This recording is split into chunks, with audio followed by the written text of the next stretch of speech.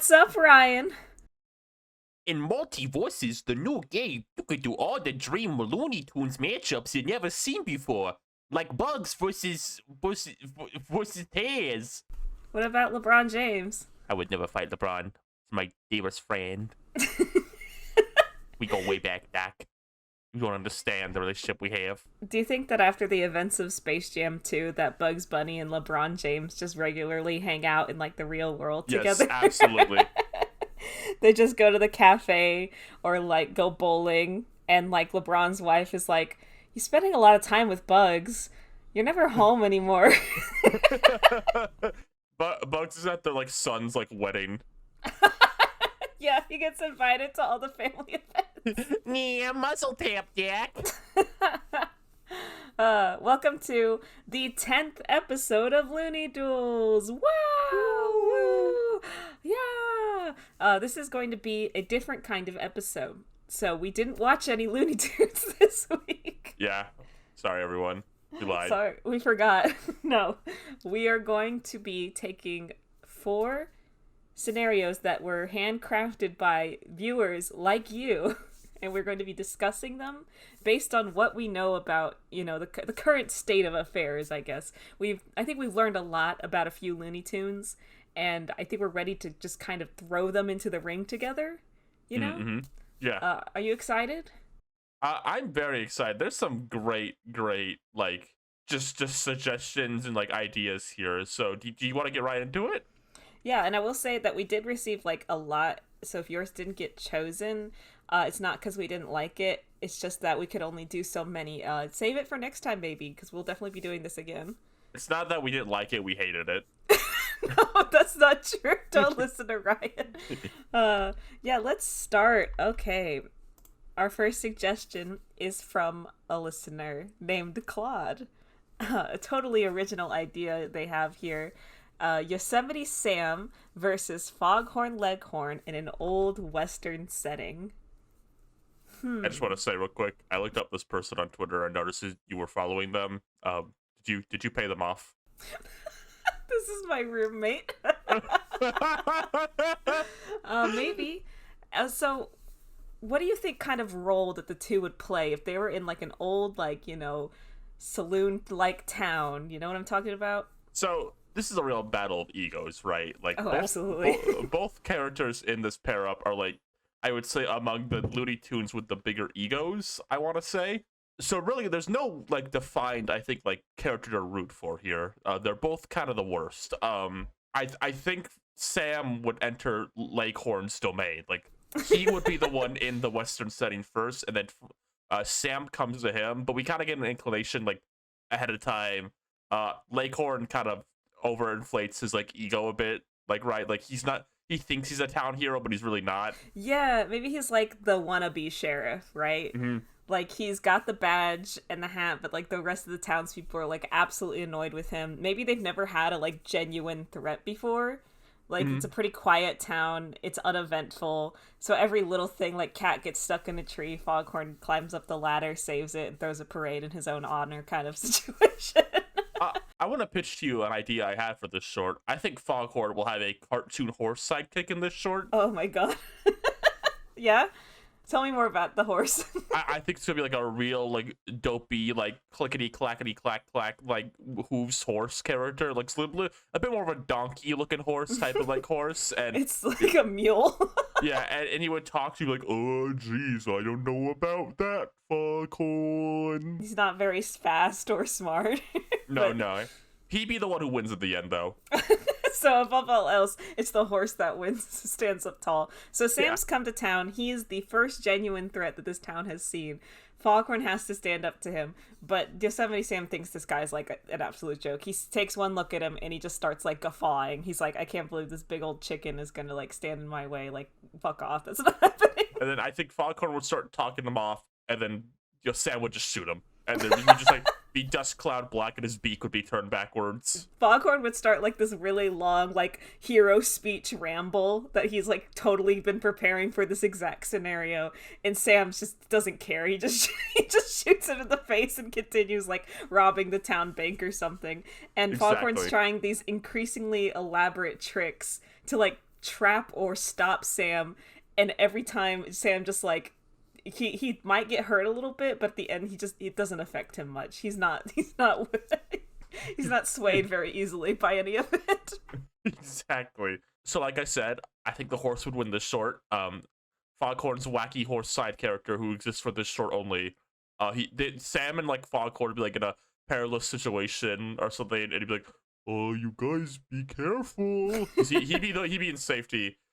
And then the horse would like step back like on a wood plank, and it would launch like Sam into like the Grand Canyon, and he would lose.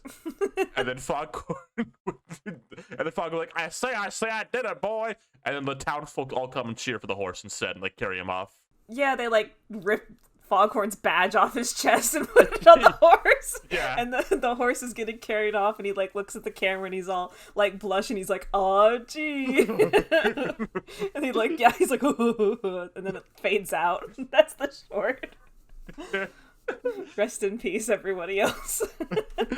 Yeah, it's a big win for my Looney Tunes made-up horse character. We made up an OC that wasn't even included in the original prompt. I thought it was necessary for there to be a horse character. I think it's because Foghorn and Sam for sure. So far, we haven't seen him win anything. No. So he's gotta just. We gave him I think he's got a little bit of an upper hand in this matchup, just because he's got a gun and Foghorn has nothing. Yeah, he's got nothing. Foghorn likes making little like traps and little like contraptions. We haven't seen a lot of it so far, but you're gonna have to trust me on it. So he does, do a lot of that. But at the end of the day, I mean, I am in love with this made-up horse character that doesn't exist. So I'm sorry, Foghorn Leghorn. I'm so glad that I have won you over to the side of my made-up horse character. All right, do you want to read the next one? Yes, this is a great one. I think we're gonna have a lot to say about this. This is from Gloomy Galleon on Twitter. Pre-Sinner Elmer versus post-Sinner Elmer, and who would win in an eternal battle? Oh goodness. So how would the two of them be face to face, I guess? Would it be a kind of like dream scenario? Like Elmer's in his post-Sinner stage right now, right? He's tossing and turning in bed, and he starts having this kind of like moral quandary with like the good side of him, the pre-Sinner side of him. I think in my mind, he'd be in bed like right now, tossing and turning, and then Bugs Bunny, the little fella, would peek through the window and be like, and then you tiptoe off, and then we cut to him like in the animation studio, right? Oh and then my God. He picks up the Elmer cell from like the short we're watching, and then he walks over to like an older Elmer cell and puts it like next to it. Oh my God, yes, he he has them actually face off, and then after a moment of like, who are you, I'm me, I'm you, they finally like realize, and they start to kind of talk about their like issues, right, of trying to capture Bugs Bunny, of trying to like do the right thing. And pre-Sinner Elmer is like talking about his lovely vacation in the woods, and all this stuff, and post Sinner Elmer is talking about how he's just like given up everything in his life for this one pursuit. He doesn't go on vacation anymore, he doesn't like have hobbies anymore. He just has his gun and his want to kill Bugs Bunny. Yeah. I think what would happen in the short is they would bicker for a bit. They would cry for sure. There'd be a part where they cry. There's no way around it. There would absolutely be a part where like pre-Sinner Elmer is like looking at what he becomes, and he's like, no.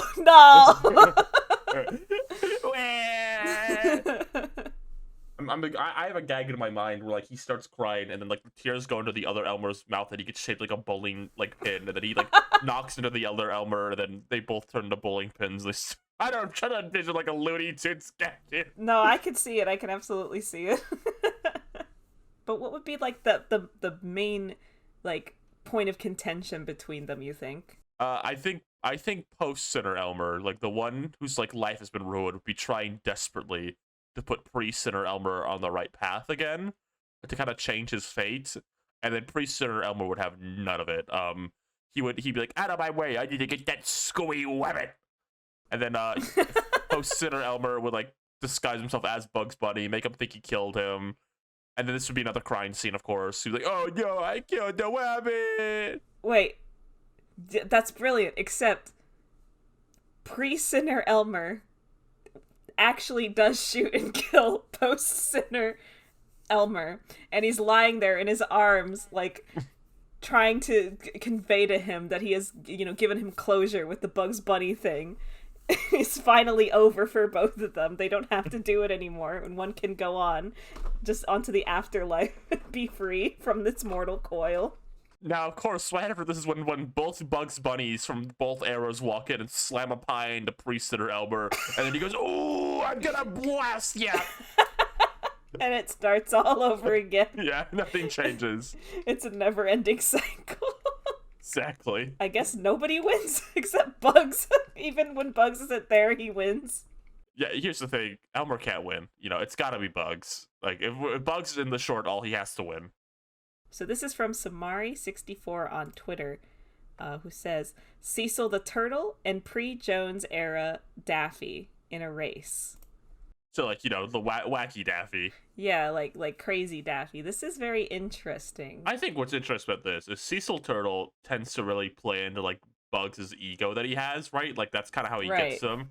But, like, wacky Daffy has no ego. So, what weaknesses can you exploit from him?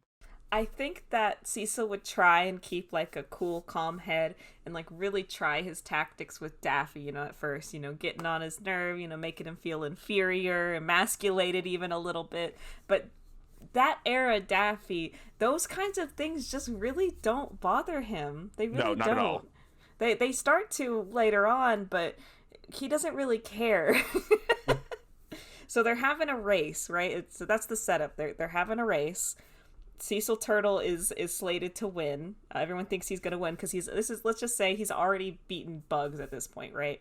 Yeah, so in the timeline. Yeah, so everyone looks at him and they're like, "This is the guy who beat the bunny. He's got this fucking duck's got nothing on him." But here comes Daffy. He's just having fun with it, right? Really, yeah. He gets to the starting line. He cracks a few jokes. He slaps Elmer. Oh, sorry, it's Elmer. He slaps Cecil in the face with like a pie and takes off running. And Cecil's like, okay, well, it's, he's trying to keep it cool. He's like, all right, well, off to a bad start, but we can fix this. He's gonna try. He doesn't give up easy. He would have all sorts of plans, right? Like I'm gonna dress like a sexy female duck.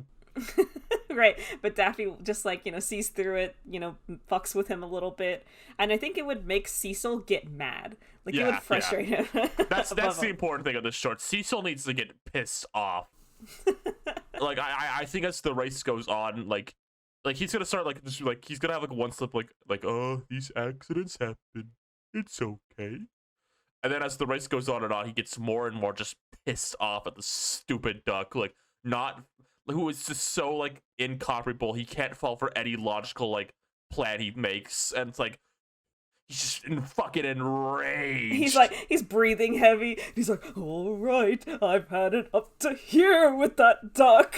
Just shaking as he's running along the track. And I think that Daffy at the very end makes it seem like Cecil got him in a trap or a trick or something, and Cecil's genuinely running towards the finish line as fast as he possibly can. He sees it in the distance. His eyes are big. He's so excited. He's about to cross the finish line, and then Daffy just effortlessly walks up beside him at a casual jog and crosses the finish line, and it causes Cecil Turtle to fucking explode. He starts just attacking Daffy with his bare hands.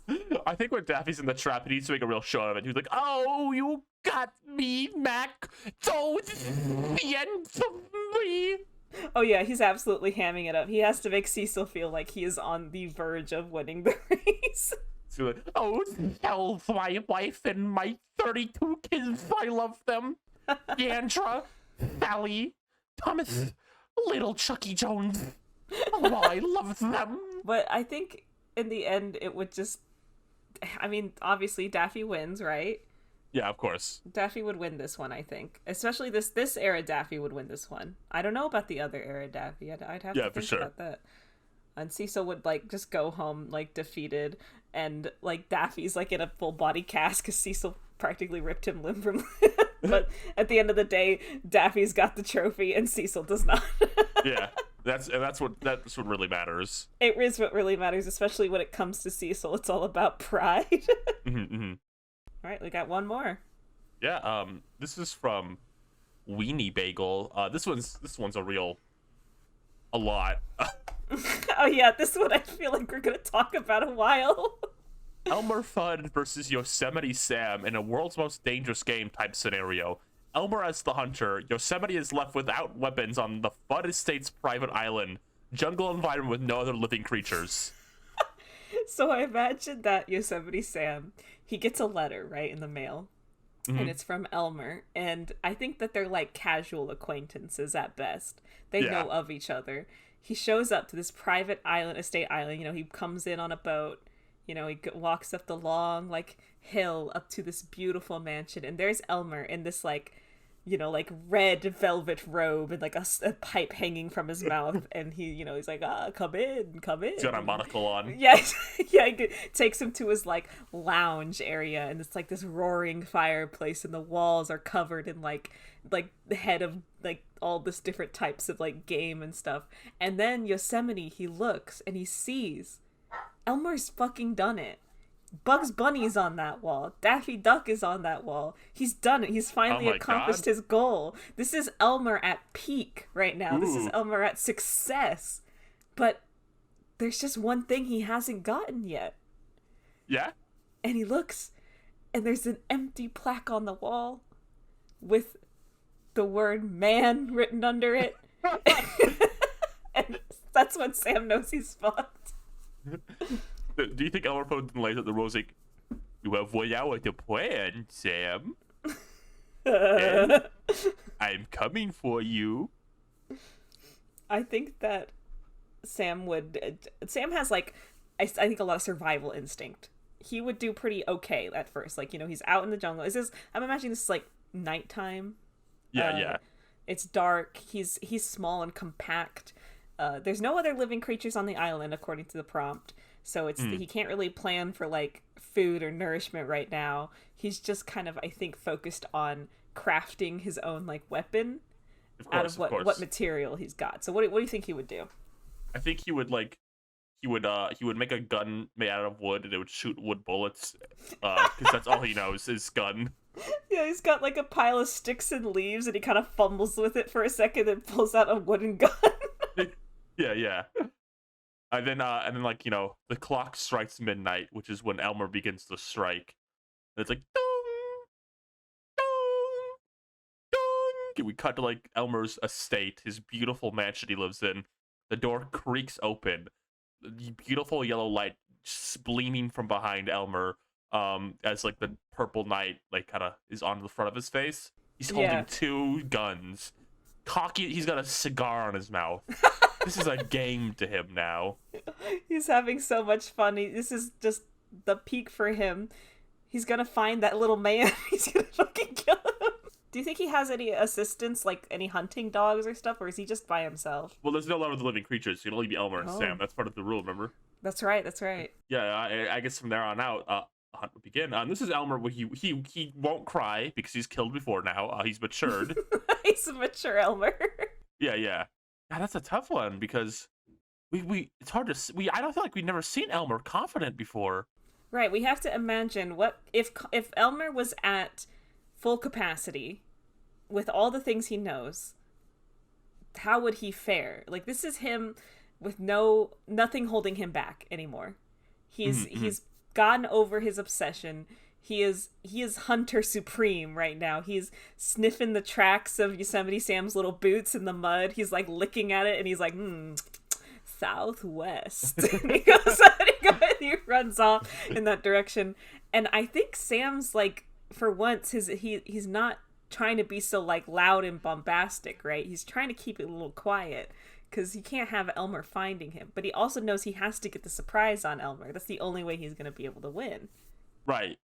I think Elmer knows this, right? Like, he's gonna want to play into, like, the rage that Sam has. So he'd be like, "Oh, too bad the short little cowboy is here to shoot a widow on me." And, like, Sam would be like, like, holding it in, like he doesn't want to explode, lest he reveal his position. Lest he reveals himself to Elmer, who the second Sam is in his sight line. the guns go off. Ooh, you know what I think Sam would do?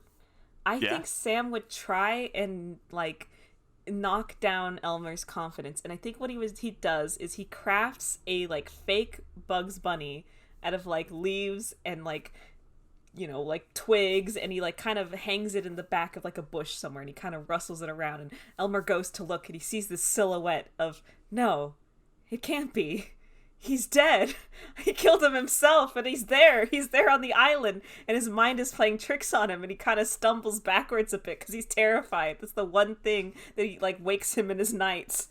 Oh, and The thought of Bugs Bunny being back. he backs up into Sam's gun, and then he goes, "See ya, boy." And then he pulls the trigger. Elmer is down on the ground.